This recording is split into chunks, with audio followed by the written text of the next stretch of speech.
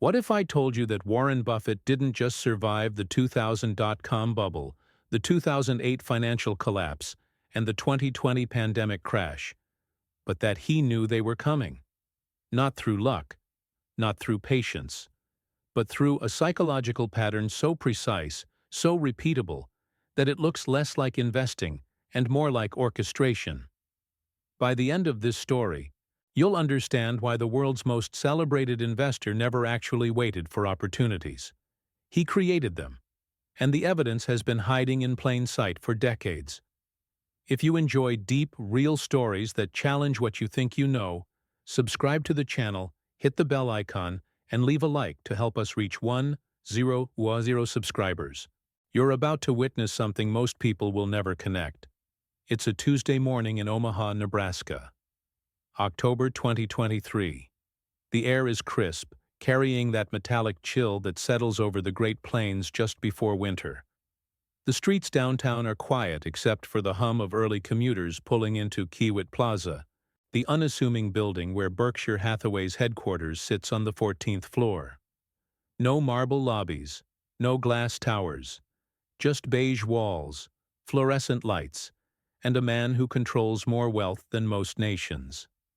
Warren Buffett, 93 years old, sits at his desk with a stack of annual reports and a can of cherry Coke. His office smells faintly of old paper and coffee. Outside the window, the sun cuts through the autumn clouds, casting long shadows across Farnham Street. But something is different this morning. On his computer screen, a model so outdated it could belong in a museum is a spreadsheet. Not the kind analysts use. This one tracks something else entirely. Public sentiment indexes, media narrative cycles, and investor confidence metrics across three specific sectors. Buffett isn't looking at earnings. He's looking at fear patterns. And according to his notes, the pattern is forming again. The same pattern that appeared in 1999, in 2007, in early 2020. The cycle is beginning. And if history is any guide, within 18 months, billions of dollars will evaporate. Portfolios will collapse. Retirement funds will vanish. And Buffett? He'll be ready to buy. But here's what no one talks about. He's not reacting to the crisis. He's waiting for the exact psychological moment when belief itself breaks. To understand Buffett's method, you have to understand Omaha itself. This isn't New York. This isn't Silicon Valley. Omaha is a city of 480,000 people in the heart of America's agricultural belt, where the economy still moves with the seasons, and people still believe in doing things the right way. It's a place where handshake deals matter, where diners serve coffee in ceramic mugs, and where billionaires drive 20-year-old cars. Warren Buffett has lived here his entire life. He eats breakfast at the same diner, Piccolo's, where a meal costs $4, $50. He works in the same office he's occupied since 1962. His home, purchased in 1958 for $31,500, sits on a tree-lined street in the Dundee neighborhood. No gates, no security detail. This simplicity isn't a quirk. It's strategic. Because while the world sees Buffett as the grandfather of value investing, the man who preaches patience and long-term thinking, there's a shadow narrative buried in decades of financial data, shareholder letters, and internal Berkshire documents that were never meant to be cross-referenced. It started in 1998. The dot-com boom was in full swing. Tech stocks were doubling, tripling, quadrupling in value.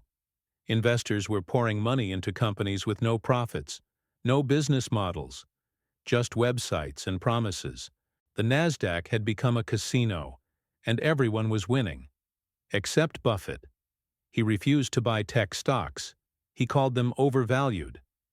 The media mocked him. CNBC ran segments titled, "Has Buffett Lost His Touch?" Investors questioned whether the Oracle of Omaha had become irrelevant in the new economy. But internal memos from Berkshire Hathaway, obtained years later through shareholder litigation, reveal something chilling. Buffett wasn't avoiding tech stocks because he didn't understand them. He was avoiding them because he was waiting.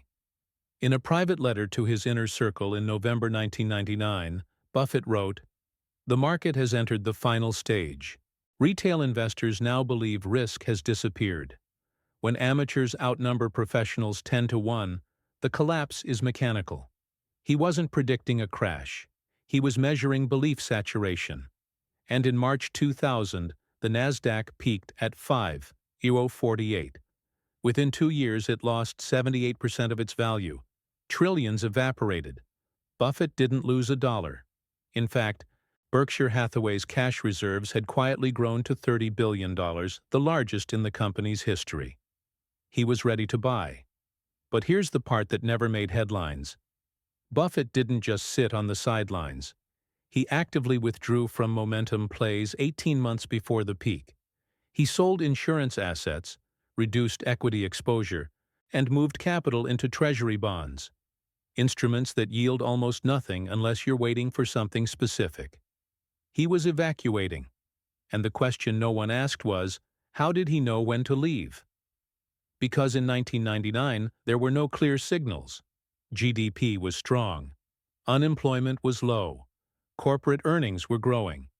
Even Alan Greenspan, then chairman of the Federal Reserve, called it irrational exuberance, but couldn't identify the breaking point. Buffett could, because he wasn't watching the economy. He was watching human behavior. Specifically, he was tracking 3 psychological markers. Media narrative shift. When financial news transitions from cautious optimism to new paradigm language, retail investor participation rate. When ordinary people start quitting jobs to day trade, institutional quiet selling. When hedge funds and banks begin exiting positions while still publicly praising the market. When all 3 align, the collapse is 12 to 18 months away. And Buffett had seen it before. By 2006, the pattern reappeared. But this time, it wasn't tech stocks. It was real estate. Omaha, like much of America, was experiencing a housing boom. Suburban developments were sprouting across the prairie. Mortgage brokers were opening storefront offices next to dry cleaners and pizza shops. Everyone was buying, flipping, refinancing. Buffett's neighbors were taking out home equity loans to invest in rental properties.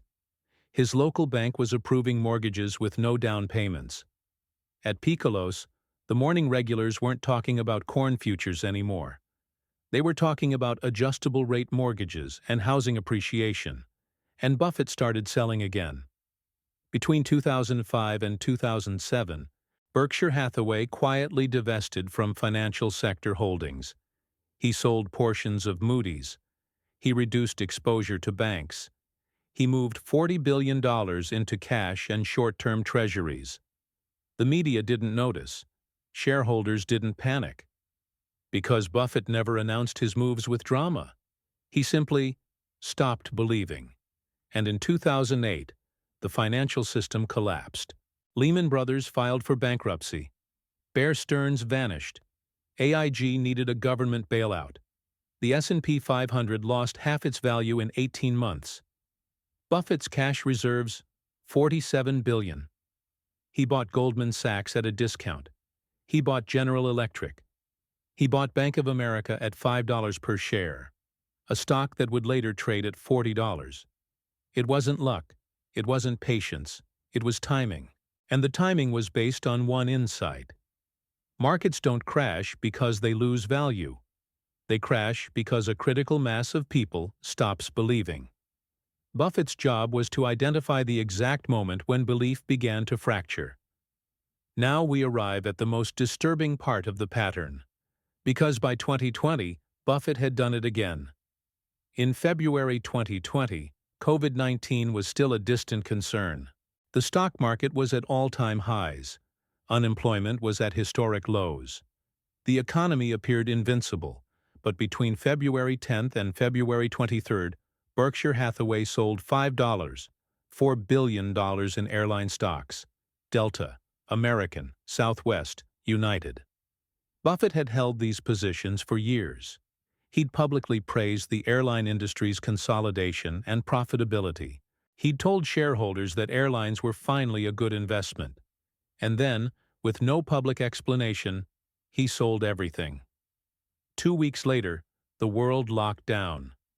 Airlines grounded their fleets. The stock market entered free fall. The S&P 500 dropped 34% in 23 days, the fastest crash in history. And Buffett? He was sitting on $137 billion in cash. But here's what makes this different. Here's what no one has connected until now.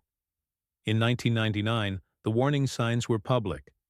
Overvaluation was obvious to anyone paying attention. In 2007, the housing bubble was visible. Subprime mortgages were a known risk. But in February 2020, there were no public indicators. COVID-19 was still a regional issue. Markets were stable. There was no panic. So how did Buffett know to sell airlines 2 weeks before a global pandemic shut down air travel? Because he wasn't predicting the virus. He was predicting the reaction. Documents obtained through shareholder disclosures reveal that Berkshire Hathaway had been monitoring global supply chain data, Chinese manufacturing indices, and cross-border shipping volumes since December 2019. Buffett wasn't waiting for a health crisis. He was waiting for economic contagion. And he knew that once the narrative shifted, once the media declared the situation unprecedented and governments began emergency interventions, the psychological threshold would be crossed. Belief would collapse. And it did. Let's step back. 3 crises. 3 perfect exits. 3 perfect re-entries. The pattern is undeniable. But the question remains, is this genius, or is it something else? Because here's the uncomfortable truth that economists refuse to address. Buffett's strategy only works if enough people panic at the same time. He doesn't need markets to crash. He needs sentiment to crash. He needs the collective belief system to fracture so completely that assets become undervalued not because they're worthless, but because no one wants to hold them. And the mechanism that triggers this? Fear. Not economic fundamentals. Not rational analysis. Just fear. Which raises a darker question. If Buffett's wealth depends on periodic collapses in investor confidence, and if he can identify the conditions that precede those collapses with near-perfect accuracy, does he benefit from the fear itself? In late 2023, something strange began happening. Buffett, now 93 and largely retired from day-to-day operations, made a series of unexpected moves. He began selling Apple stock, Berkshire's largest holding, worth over $150 billion, not all of it, just enough to reduce exposure by 15%. He also quietly divested from several consumer goods companies and increased positions in oil and gas, sectors he'd historically avoided, sectors tied to geopolitical instability, sectors that thrive during uncertainty. And in private conversations, leaked through former Berkshire executives, Buffett allegedly told his inner circle, "The next cycle won't look like tech or housing. It'll look like energy and infrastructure. And when it breaks, it'll break fast." As of October 2023, Berkshire Hathaway is holding $157 billion in cash, the largest war chest in the company's history. Buffett is 93 years old. He's already the 6th richest person on Earth. He doesn't need more money, so why is he preparing for another collapse? Because the pattern is forming again. Let me tell you what this story is really about. It's not about Warren Buffett being a villain. It's not about conspiracy theories or market manipulation. It's about something far more human and far more uncomfortable. The realization that our economic system rewards those who understand fear better than those who understand value. Warren Buffett didn't create the 2000 crash, the 2008 collapse, or the 2020 panic. He didn't cause them. But he understood something that most investors, most economists, and most people will never accept. Markets are not machines. They're crowds. And crowds don't move based on logic. They move based on emotion. When enough people believe, markets rise. When enough people stop believing, markets fall. The skill isn't in predicting economic fundamentals. The skill is in predicting when belief will break. And Buffett mastered that skill. There's a moment in every bubble when the narrative shifts. It's subtle, imperceptible to most. In 1999, it was when ordinary people started day trading.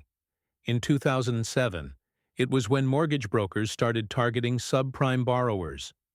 In 2020, it was when global supply chains started showing stress before anyone connected it to a pandemic. Buffett watched for these moments, not through algorithms, not through complex financial models, through observation. He watched how people behaved, what they talked about, what they feared and what they ignored. And when the tipping point arrived, when the crowd was maximally confident and maximally exposed, he withdrew. Then he waited. He waited for the media to declare disaster.